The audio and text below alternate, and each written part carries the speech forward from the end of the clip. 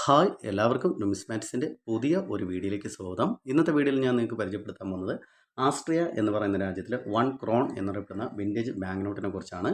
അപ്പോൾ നിങ്ങൾ എൻ്റെ ഒരു ചാനൽ പുതുതായിട്ടാണ് കാണുന്നതെങ്കിൽ തീർച്ചയായും നിങ്ങൾ എൻ്റെ ഒരു ചാനൽ സബ്സ്ക്രൈബ് ചെയ്യുക. അതുപോലെ തന്നെ നിങ്ങളുടെ അഭിപ്രായങ്ങളും നിർദ്ദേശങ്ങളും എനിക്ക് കമൻറ്റായിട്ട് രേഖപ്പെടുത്തുക.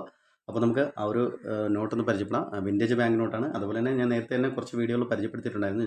ഞാനിങ്ങനെ വിൻറ്റേജ് ബാങ്ക് നോട്ടൊക്കെ കളക്ഷൻ ചെയ്യുന്നുണ്ട് എന്നുള്ളത് കാര്യം.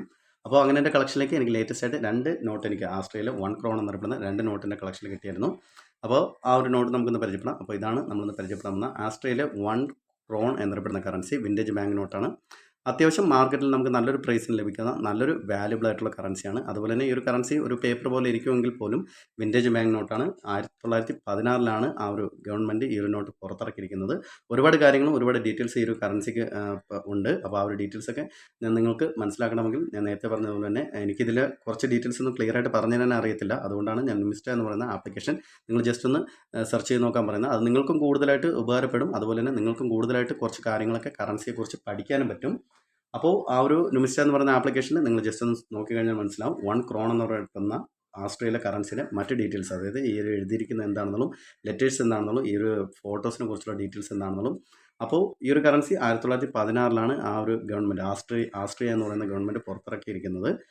1 ക്രോണാണ് ഈ ഒരു കറൻസിയുടെ വാല്യൂ വരുന്നത്. അതുപോലെ തന്നെ ഈ ഒരു കറൻസിയുടെ സൈസ് വരുന്നത് 113x68 ആണ്. ഈ ഒരു കറൻസിയുടെ ഷേപ്പ് വരുന്ന റെക്ടാങ്കുലർ ഷേപ്പാണ്. എനിക്ക് 2 കറൻസീസ് എൻ്റെ കളക്ഷനിൽ കിട്ടിയായിരുന്നു. ഒന്ന് അത്യാവശ്യം നല്ലൊരു കണ്ടീഷൻ കറൻസിയാണ്. ഒരു ചുളിവോ അഴുക്കുകളോ ഒന്നുമില്ലാത്ത കറൻസി. ഒരു കറൻസി അത്യാവശ്യം കുഴപ്പമില്ലാത്ത നല്ലൊരു കണ്ടീഷൻ കറൻസിയാണ്. പക്ഷേ കുറച്ച് ഡാമേജ് വന്നിട്ടുണ്ട്. എങ്കിൽ പോലും ഇതുപോലുള്ള കറൻസിയൊക്കെ നമുക്ക് കിട്ടുവാണെങ്കിൽ തീർച്ചയായും നമ്മൾ മേടിക്കണം, നമ്മുടെ കളക്ഷനിൽ ആഡ് ചെയ്യണം. വിൻറ്റേജ് ബാങ്ക് നോട്ടൊക്കെ കളക്ഷൻ ചെയ്യുന്നവരൊക്കെ തീർച്ചയായും ഈ ഒരു വീഡിയോ കാണുന്നുണ്ടെങ്കിൽ ഇതുപോലത്തെ കറൻസിയൊക്കെ നിങ്ങളുടെ കളക്ഷനിലുണ്ടെങ്കിൽ നിങ്ങൾ തീർച്ചയായും എൻ്റെ കമൻറ്റ് ബോക്സിൽ കമൻറ്റ് ചെയ്യുക.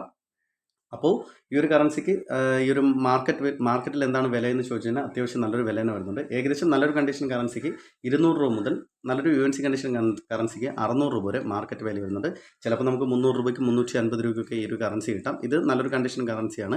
അതുപോലെ തന്നെ ഈ ഒരു കറൻസി അത്യാവശ്യം കുഴപ്പമില്ലാത്തൊരു കണ്ടീഷനാണ്. ഇതുപോലുള്ളൊരു കണ്ടീഷൻ കറൻസിയൊക്കെയാണ് നമുക്ക് മേടിക്കണമെങ്കിൽ തീർച്ചയായും നമ്മൾ ഏകദേശം 200 രൂപ മുതൽ 250 രൂപ വരെ മാർക്കറ്റിൽ വില കൊടുക്കേണ്ടതായിട്ട് വരുന്നുണ്ട്. അപ്പോൾ ഇതുപോലുള്ള കറൻസീസ്, അതായത് വിൻറ്റേജ് ബാങ്ക് നോട്ടൊക്കെ കളക്ഷൻ ചെയ്യുന്ന ആരെങ്കിലും നമ്മുടെ ഈ ഒരു ചാനൽ കാണുന്നുണ്ടെങ്കിൽ തീർച്ചയായും നിങ്ങൾ എൻ്റെ ഒരു കമൻറ്റ് ബോക്സിൽ കമൻറ്റ് ചെയ്യുക. അതുപോലെ തന്നെ നിങ്ങളുടെ കൈവശമുള്ള വിൻറ്റേജ് ബാങ്ക് നോട്ടിനെ കുറിച്ചുള്ള ഡീറ്റെയിൽസും കൂടെ കമൻറ്റ് ബോക്സിൽ രേഖപ്പെടുത്തി കഴിഞ്ഞാൽ അത് മറ്റ് കളക്ഷൻ ചെയ്യുന്ന ഒരുപാട് പേർക്ക്, ഇപ്പോൾ എനിക്കായാലും ഒരുപാട് പേർക്ക് അത് ഉപകാരപ്പെടും.